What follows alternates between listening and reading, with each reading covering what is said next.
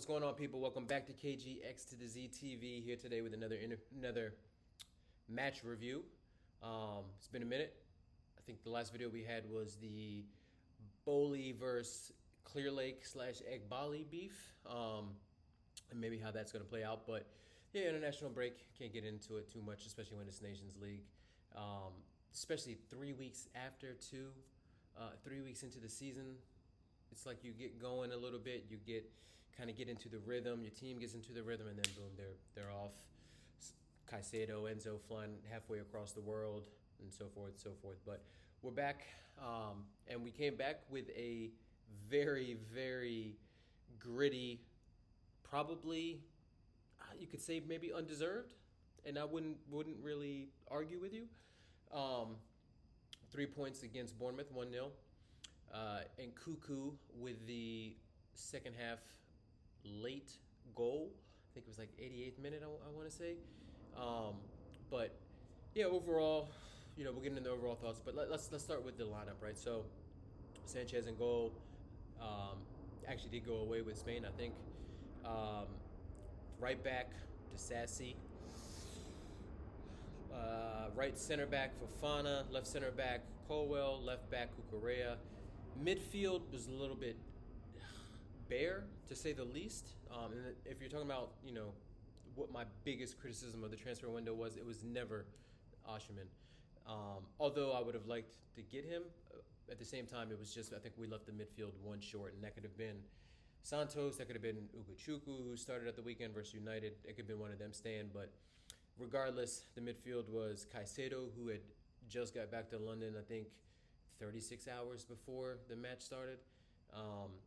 And then Renato Vega. So not only is he getting his first start in the league, he's also getting his first start in the league in a position that is not 100% his, I wouldn't say natural position or preferred position, because he's still young. We don't really know, but it's not the position that we thought he was going to come in to play. We thought he might play there occasionally, Conference League, injuries and things like that, but those injuries kind of picked up pretty quickly with Enzo being out of this match.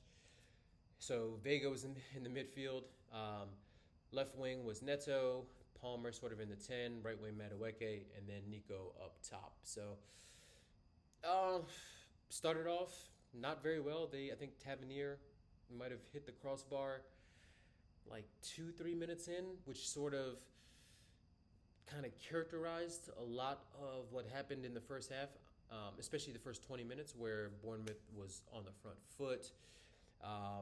They worked Sanchez. Sanchez had a couple of really good saves, not to mention a really good penalty save, which we'll get to. You could say it's a poor penalty by Evan Nilsson for Bournemouth. Their new target man that they brought in, I think, from Benfica with the money that they got with Solanke. But we'll touch on that in a minute. But yeah, Bournemouth started off better. We looked leggy.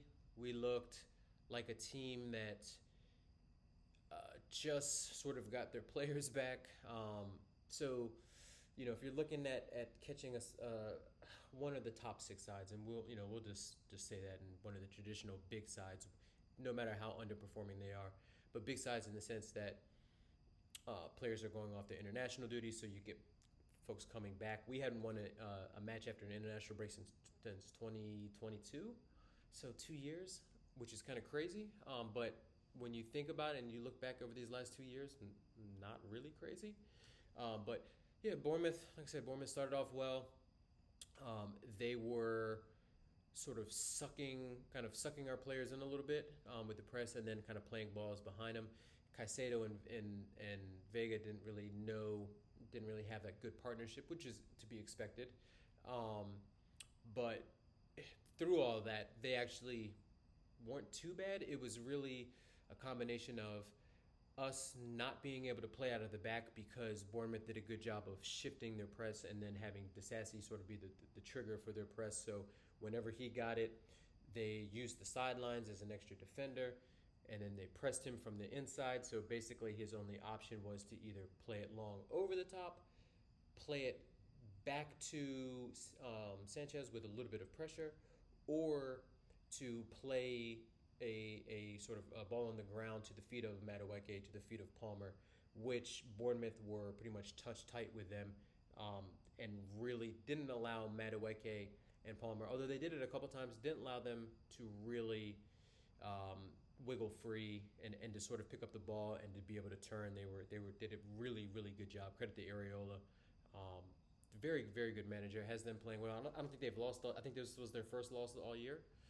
They may have had draws, and I think they did have that crazy comeback versus Everton. So it's a team that's fared fairly well, and they showed it. I mean, they looked dangerous. They looked um, very well organized, even with some of the newer parts. Like I said, Evan Nielsen getting his first start, but you know they were working Sanchez. They were getting down the left hand side at Disasi. Just we didn't have the very good understanding. Disasi just I don't know what it is, but Poch played him at right back too, and it's so clear that he is not a right back because he cannot move his hips. He's on his day. He's a pretty decent center back if you put him in a two or in a three. But even in a three, he's got to be centrally, and he's too lackadaisical with his passing and things like that. So I know Gusto's out, Reece James is out.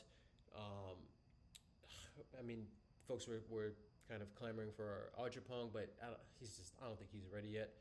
Personally, I would have. Later on, we'll see it when Towson came in the second half. But I would have started Fofana at right back. If you're going to start someone out of position at right back, he's much more mobile, can dribble pretty decently for a center back. I know he gets himself into trouble occasionally, but when you're as adventurous as he is, then it's sort of to be expected. You know, he's definitely got to cut that out and sort of know when to give it up. Maybe keep following his run just to take a defender and things like that. But we settled into it. We created a few chances. Nico had a few chances that were saved, that were put wide, and generally, you know, it was a game where once we broke their press, and it wasn't a very aggressive press, but once we broke it, they just sort of pretty much just camped, and we couldn't break them down. We looked like a loss for ideas, right? Normally in a situation like that, you know, we would want to play it fast and play it fast out wide so we can create one-on-ones with Neto or with Madueke, but we couldn't play the ball fast enough. We couldn't have the get the space to hit those sort of diagonals and things like that. And like I said, credit to Bournemouth. The good chances that we had they were good, like half chances where we could have made something more out of them, but we just weren't there. And then, you know, sort of the big thing happened, right? Fofana had been playing a little bit shaky up to that point, in terms of his passing, and he gets a ball that's headed back to him, and he does the right thing and play it back to Sanchez, but he gets it horribly wrong. Instead of he rushed it a little bit and hit it when it was sort of still on the volley, and then that way, not only did he do that, it was short of Sanchez, so Sanchez had to come running out. He ran out. Evan Nielsen goes for it, gets to it first. Sanchez takes him down, or kind of sticks his leg out. It's a penalty, and next thing you know, they have the ball at the spot. Evan Nielsen again, and we're like, they get this penalty sort of before the half, and the vitality is going to erupt, and it's just going to be very difficult for us to make it into halftime without them sort of getting a second and things like that. But luckily, Sanchez, to his credit, stayed on his line, got down low. The shot was a savable penalty, but still, you don't get to save many opportunities to save one. And credit to Sanchez, he played very well in terms of his saves and his keeping. His kicking was a little bit hit or miss, not as good as it has been, especially his long balls, Paul's. But yeah, he saves it, and all the momentum that they have sort of kind of sucked out, and then second half started, and it was a lot like the first half, right? They had their stretches, we had our stretches. Like I said, Nico had a couple of opportunities, just wasn't at it today. Didn't even get the chance to really run at defenders and turn defenders. like I said, we really didn't have. We had a lot of possession, but it was just a lot of back three possession. And then credit to Maresca. He makes the subs. He brings on Sancho. Neto goes off. Um, he he eventually brings on Tossin. He brings on João Felix. He brings on Nkunku for Jackson. And then he brings on, who did he bring on? Oh, no, right wing. He moved Palmer to the right and then kind of tucked João Felix in, who had a real stinker. But luckily, on the other side, Sancho was really on it. He was beating men. Ultimately, 80 around the 88th minute or something along those lines. It was a lot of injury time because Anthony Taylor was going ham with the cards, just ridiculous. I think 14 cards for the players, one counting Maresca, just not even for bad fouls, just for petty stuff. Fofana picked up a yellow in the first half for his first foul, which wasn't even a foul. He was just what he does with a lot of not only Chelsea matches but big matches in general, where he becomes the talking point and he allows the game to get to a certain level where it just escalates and it takes away the flow of the match, it takes away the enjoyment for the fans, and it just escalates. And that's what happened today. Part of the reason why it was so sort of stop and start, and teams had good periods, bad periods, and things like that. But yeah, it was a lot of players dangerously close to getting sent off. Cucurella had one. Cook for Bournemouth. Colwell had a yellow. Nico picked up his usual dissension yellow and things like that. So, but yeah, brings the sub on. Sancho beats his man. Plays a nice little ball inside of the box with like sort of the outside of his right foot. And Nkunku does a very good job of holding off a defender while simultaneously dribbling through and then finishing with contact, and kind of going down and just slots it home. And yeah, it felt a little bit like a smash and grab in the last like 8 minutes after that, because there were 6 minutes or 5 minutes of extra time. Was very nervy. I think they hit the post once at the end, or maybe Sanchez saved it off the post. But yeah, overall, it was we were very lucky to get 3 points. You'll take it because we weren't at the races. But on the other hand, it's 3 points and a clean sheet away from home. Given our form over the last few years, that's you'll take that any day of the week. At this point, I always take points over performance. But if we're getting out and going out and ranking our best players and get on the player ratings and man of the match and things like that, I would probably say the man of the match. And I know a lot of folks might not agree because Sancho had a very good cameo. Sanchez kept us in it with the penalty save. But for me, it was Caicedo. He was everywhere, cleaning it up.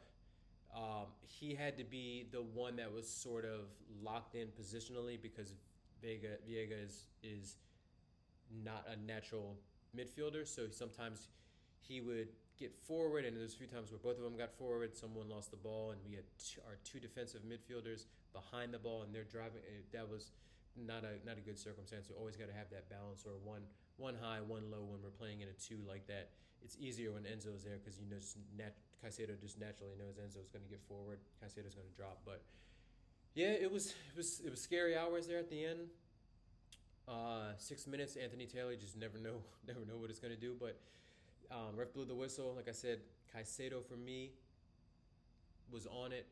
Shout out to Nkunku for the goal. He was very dangerous when he got on. I think he's got something like 10 goals in 16 matches or 17 matches for Chelsea in all competitions when he's actually played, which is kind of crazy. Especially considering you never see a starting 11 with him in there because he's not quite a center forward. And then if you put him in the 10, what do you do with Palmer? Palmer's better in the 10. You could play Palmer out wide, or sometimes play him in the sort of the half space as like an inside forward or like an advanced aider. I'm sure Maresca will have ways to fit him into the squad because he's too good and he's too potent in front of goal to not play. But yeah, shout out to Nkunku. Shout out Colwell, played fairly well today. Tosin played pretty well when he came on with the cameo. He had one loose pass, but other than that, he picked out cut out a lot of danger. Fofana cleaned it up in the second half, played fairly well when he moved to right back. Madueke wasn't on it today. Neto wasn't really on it. Felix, like I said, had a stinker when he came on. Cole Palmer was picking up the ball in very deep positions, but wasn't really attacking around there. So yeah, it's nice when you go through the team and you have that many folks that aren't on the top of their game or even close to it, and you pick up 3 points away to a decent Bournemouth side. I'll take it any day of the week. So we don't have any midweek action. I think it's because of the new Champions League format. There are games Tuesday, Wednesday, Thursday, which I actually enjoy. Maybe we'll do like a little Champions League preview or something like that if we get time tomorrow. But yeah, appreciate everybody checking in. Appreciate all folks liking the video and checking it out, checking out the channel. If you're new, it means a lot. Hit that like, hit that subscribe, and I will see you at the next one. Peace.